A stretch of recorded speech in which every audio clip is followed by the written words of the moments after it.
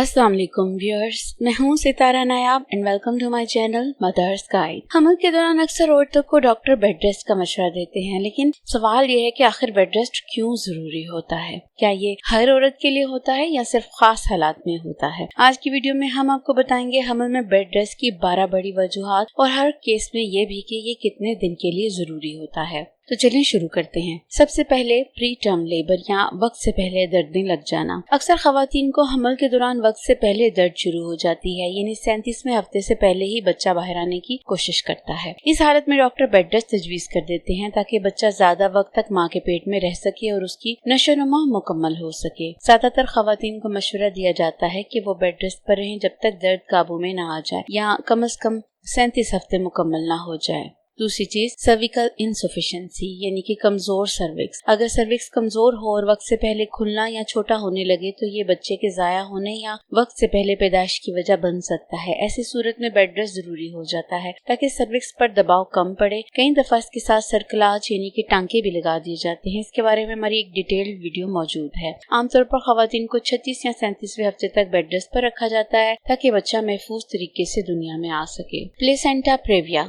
जब नाल रहम के निचले हिस्से में आ जाए और सर्विक्स को ढांप ले, चाहे पूरा या आधा, तो इसे प्लेसेंटा प्रेविया कहा जाता है। इसमें खून आने के इम्कान ज्यादा होते हैं। इस हालत में औरत को बेड रेस्ट दिया जाता है ताकि खून बहने से बचा जा सके। कई मर्तबा नाल खुद ब खुद ऊपर की तरफ खिसक जाती है, लेकिन अगर ऐसा न हो तो बेड रेस्ट अमूमन डिलीवरी तक जारी रहता है। चौथी चीज प्लेसेंटल एब्रप्शन यानी कि नाल का अलग होना। ये खतरनाक हालत है जब नाल रहम की दीवार से वक्त से पहले अलग हो जाता है। इससे शदीद खून भी आ सकता है और माँ या बच्चे की जान को खतरा हो सकता है। अगर मामला हल्का हो तो बेड रेस्ट और मुसलसल निगरानी की जाती है, लेकिन अगर हालत संगीन हो तो फिर फौरन डिलीवरी करनी पड़ती है। बेड रेस्ट का दौरानिया यहाँ बीमारी की शिद्दत पर मुनहसर होता है। नंबर 5, हाई ब्लड प्रेशर या प्री क्लैम्पसिया। कुछ खवातीन को हमल के दौरान ब्लड प्रेशर बहुत बढ़ जाता है, जिससे जिस्म में सूजन आ जाती है और पेशाब में प्रोटीन भी आ सकता है। इसे प्री क्लैम्पसिया कहते हैं। इसमें बेड रेस्ट खून के बहाव को बेहतर बनाता है और ब्लड प्रेशर काबू रखने में मदद देता है। बास खवातीन को सिर्फ महदूद आराम दिया जाता है, जबकि कुछ को डिलीवरी तक बेड रेस्ट करना पड़ जाता है।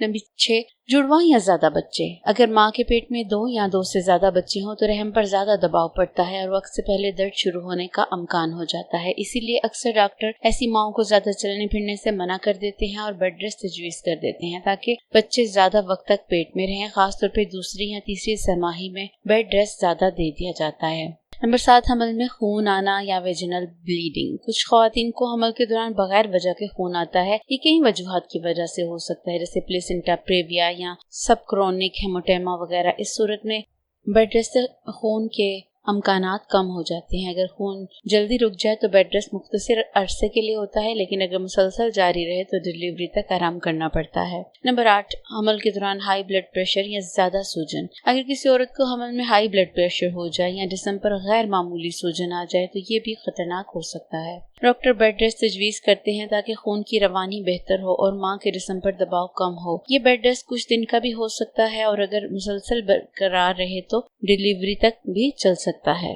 ये बेड रेस्ट चल सकता है। नंबर 9, बच्चे की नशोनुमा का रुक जाना यानी कि फेटल ग्रोथ रिस्ट्रिक्शन या IUGR। कभी कभी बच्चा पेट में सही तरह से नहीं बढ़ता क्योंकि नाल में खून की रवानी कम हो जाती है। ऐसी हालत में माँ को बेड रेस्ट खासतौर पर करवट के बल सोने का मशवरा दिया जाता है ताकि बच्चे को ज्यादा खून और ऑक्सीजन मिल सके। ये अमूमन तीसरी छमाही में किया जाता है ताकि ज्यादातर डिलीवरी तक औरत को आराम रहे और वो रेस्ट करे। पानी की थैली का वक्त से पहले फट जाना या pre mature rupture of membrane. अगर बच्चे की थैली वक्त से पहले फट जाए तो इसमें इन्फेक्शन या वक्त से पहले बच्चे की पैदाइश के इम्कानात बढ़ जाते हैं। ऐसी हालत में बेड रेस्ट सजेस्ट कर दिया जाता है ताकि मजीद नुकसान ना हो। अगर ये मसला जिसकी के करीब हो तो फौरी डिलीवरी कर दी जाती है, लेकिन अगर पहले हो तो फिर बेड रेस्ट ज्यादा वक्त के लिए भी दिया जा सकता है। नंबर 11, पानी की कमी यानी कि लो एमनियोटिक फ्लूइड। अगर माँ के पेट में बच्चे के इर्द गिर्द पानी कम हो जाए तो ये बच्चे की हरकत और नशोनुमा पर असर डाल सकता है। बेड रेस्ट खून की रवानी को बेहतर करता है, जिससे बाज़ औक़ात पानी की मिकदार भी बेहतर हो जाती है। बेड रेस्ट का दौरानिया यहाँ मसले की शिद्दत पर मुनहसिर है और ज्यादातर डिलीवरी तक जारी रहता है।